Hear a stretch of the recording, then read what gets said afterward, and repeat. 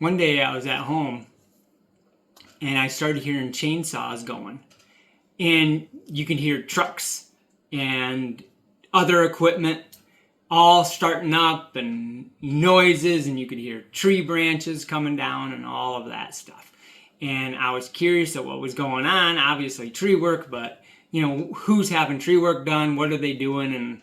And all your normal curious things that you end up watching people mess with big trees and stuff, to me is kind of interesting.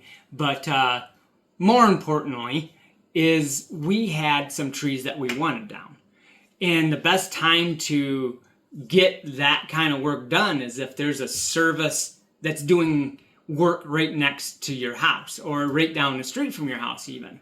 Because a lot of times you'll get it for a better price, and that's what we ran into. I went over there, I found the guy in charge, asked him to come over, told him I had 4 trees that I'd like down. How much would he charge to have that done?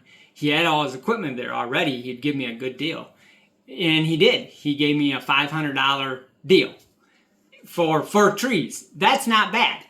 That's a really good price. I mean, all the equipment's already there. So, again, getting any kind of work like that done well, a company's right there next door is going to save you a bunch of money because you're not paying for all the equipment to get there or all that. You're getting all that waived, and you're getting a price just on what they're going to have to do, which is usually a really decent price.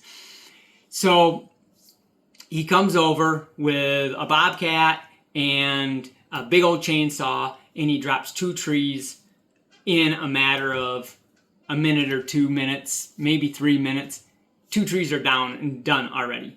There was a little more to those trees, but the hard part was down. They were dropped, and that was the biggest thing for me, at least, is to get those trees done. I could get somebody over to take care of the wood and that kind of stuff, but getting them down on the ground and making it safe is a whole nother animal. But he comes back with a truck with a bucket on it, right? And he comes in the driveway, he turns, and he goes across our front yard, and he stops, gets out, and starts to take the trees down, right? The other 2.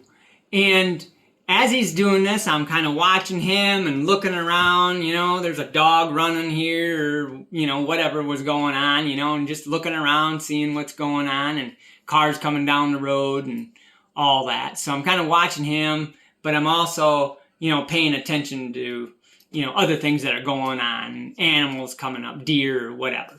And so I look away, and as I started to look back at him and turn my head to look at him, I see this branch fall from the tree, and it hits the ground, and it rotates and comes down and takes the mirror right off his truck. And he shuts off his chainsaw, and he says to me, "Did what I think happen?" And I'm like, if you're talking about a tree branch coming down and taking off the mirror of your truck, then you're thinking correctly, right? So, at this point, there's nothing you can do. It's all done. The mirror's off the truck, but I'm thinking, you gave me a good deal, and now you got to deduct the cost of a mirror off from that. And even if you fix it yourself, it's still going to cost you a little bit of money, right? So I'm sitting there, and he gets all the both trees down, right? All the way down to the ground. He gets done. He's putting everything away. I go over to him, and we're talking about his mirror and all that stuff. He's getting the branch taken care of and moved out of the way and everything like that. Everything's good. I turn and I make my way away from him, and I can hear him start up the truck and move it backwards. The beeper's going off, and I get over towards the driveway, and I turn around, and I notice he's backing out of where he was at, and he's backing out a different way than what he did when he went in. Now, everybody knows that when you drive across somebody's yard, unless if, you know the yard really well, and sometimes the homeowner doesn't even know the yard. So if you're going to go in to a spot through somebody's yard or even your own and you don't know for sure, you go in and you leave the same way. You don't go in one way and leave a different way, but he did. So just as I turned around, the truck drops into the ground. And I think to myself, why didn't you go out the same way you came in? And that's what I said to him when I made my way over to him. I asked him, I said, why didn't you come in this way? And he's like, oh, well, I thought I came in through that way. And it's like, your tracks are over here. I can see your tracks from the tires of your truck. You know, the grass isn't super long, but it's not super short like a golf course. You can see tracks. I'm like, your tracks are over there. Clearly you came in from over there. At this point, the back of the truck is down in the ground. And I'm like, great, something else we got to deal with, right? So he tries to get the truck out of there, and he just makes it worse. The truck just starts sinking.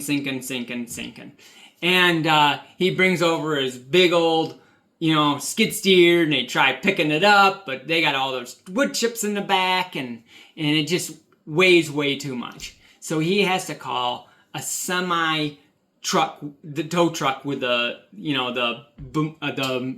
winch on the back and the big arm and all that stuff. And so he calls that guy up to have him come out. And how much does it cost to pull a truck out of what turns out to be the septic tank, a big hole in your yard? $300. $300 is what it costs him to pull that truck out. So my mind is, well, the deal was already made. You can't charge me more now. I've already paid you $500 and that's all you're getting because that's what I paid. And he just had to pay a tow truck guy $300 of that. Then he had to get a mirror to fix his truck.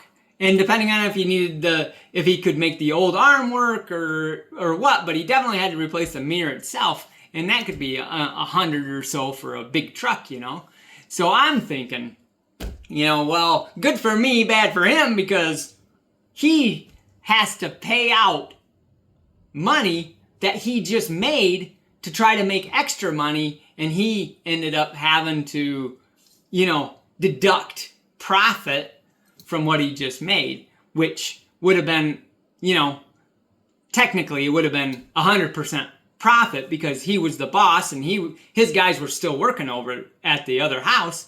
He was the only one over there. He just came over with a chainsaw and he just started going to work. So it would have been technically 100% profit minus gas. But he had to spend, a good portion of that, if not technically all of it, by the time you talk about the gas for the truck, gas for the mower, which isn't a lot, but it's still some gas, and the price of gas is not cheap. And then you got, the mirror and probably the mirror arm, which is, who knows what that's going to cost you, $100, $200. And then you got $300 for a tow bill.